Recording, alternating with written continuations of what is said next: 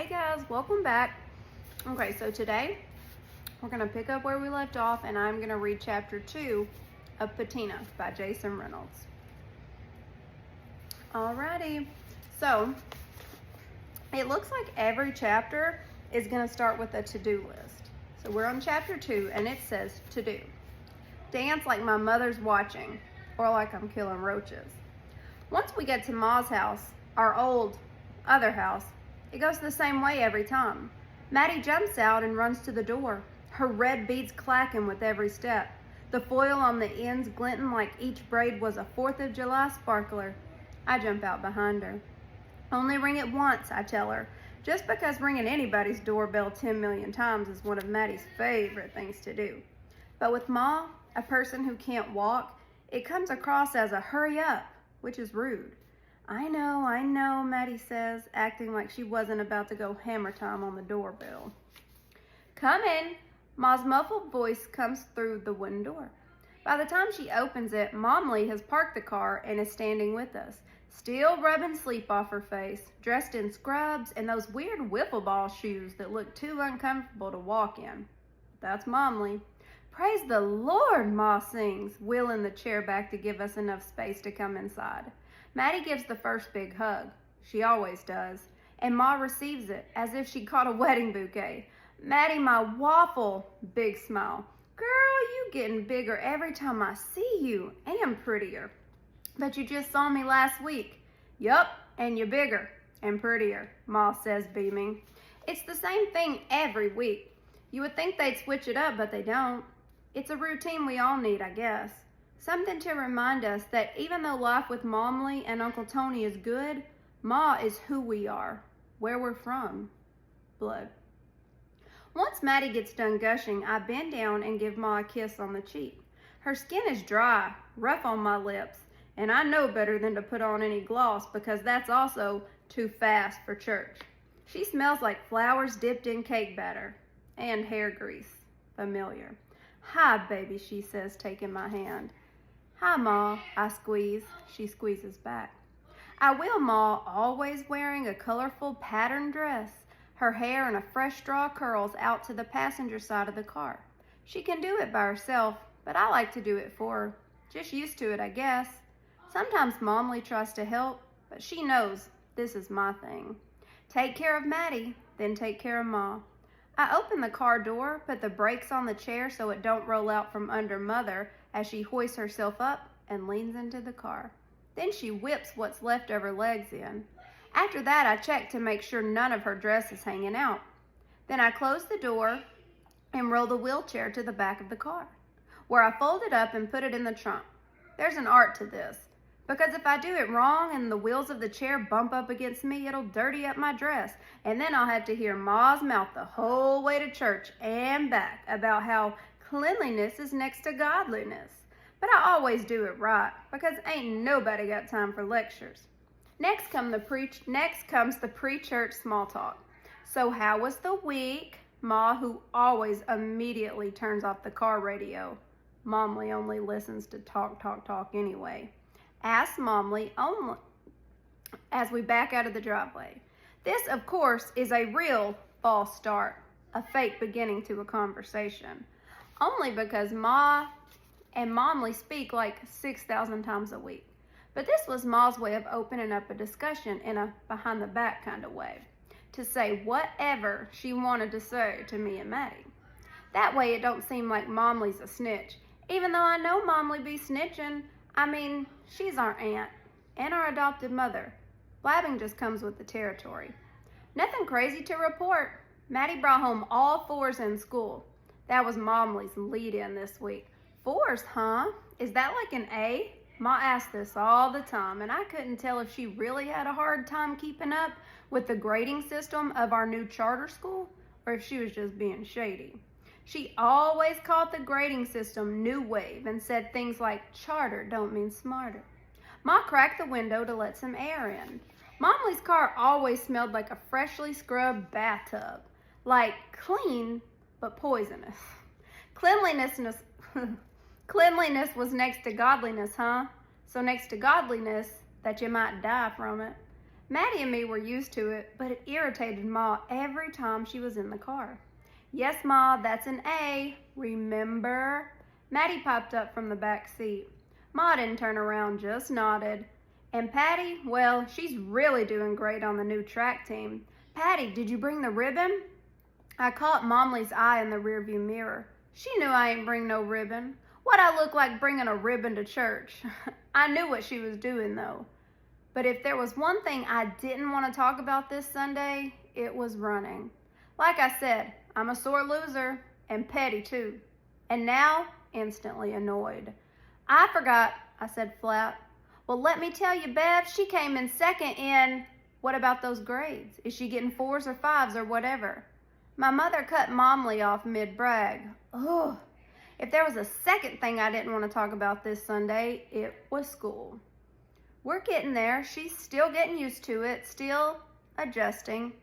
The it they were talking about was my new school. Up until this year, I was at Barnaby Elementary, then Barnaby Middle, which are both public schools in my old neighborhood.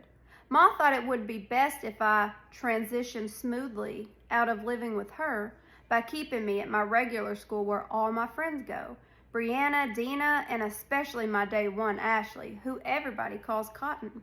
Me and Cotton been friends since kindergarten, back when Lou Richardson's mother was our babysitter and she used to help us make up dance routines to 90s R&B.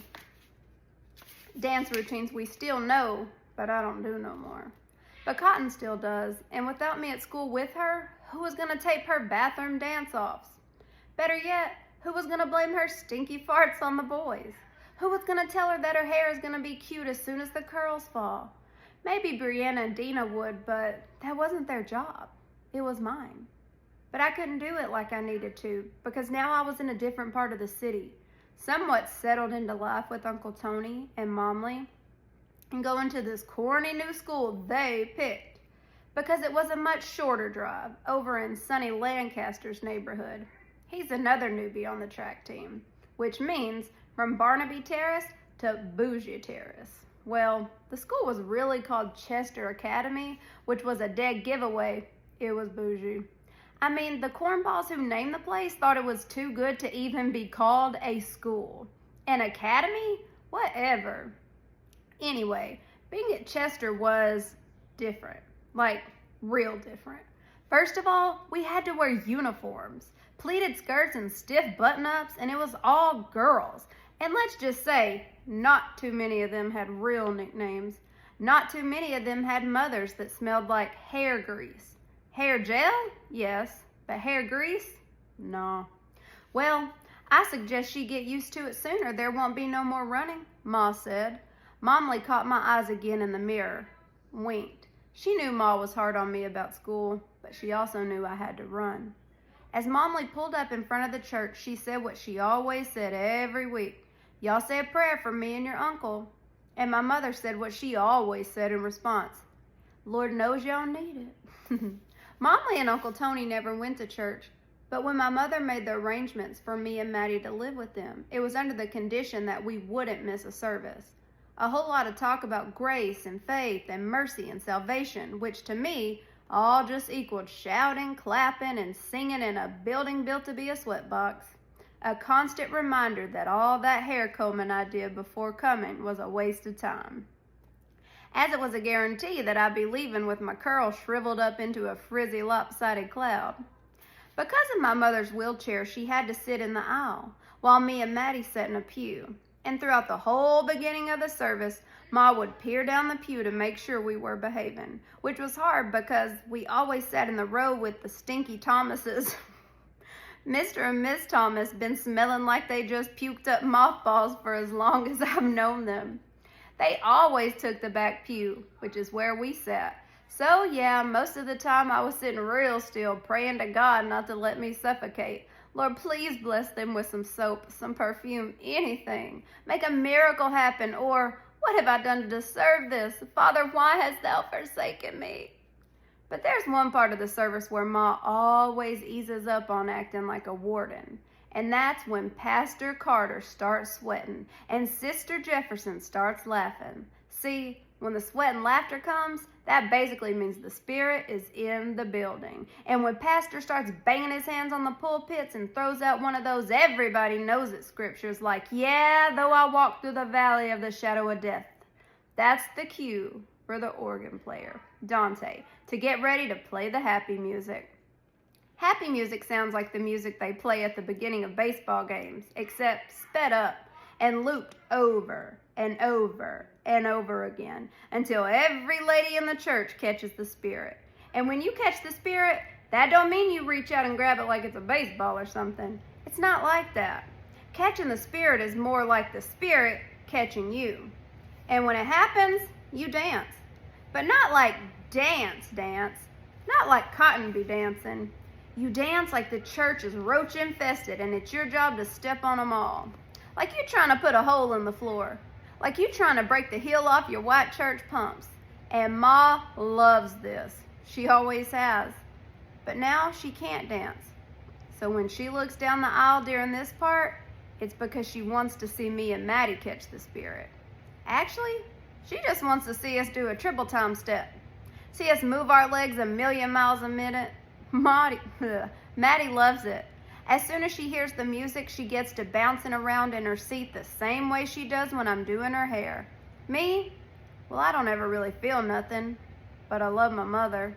So I give Maddie the look and she stands up, shoulders rocking, silly smile smeared across her lips, but only for a second before she mimics the other saints and screws her face up like she just caught another whiff of the Thomases. Then I stand up.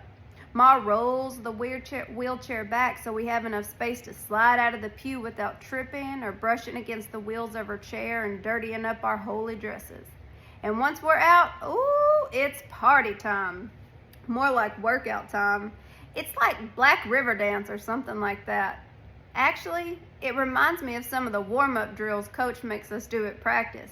High knees, footwork, and Ma loves it. But she can't fist pump and yell, "Go Maddie, go Patty, go, go, go," in church. Not really appropriate.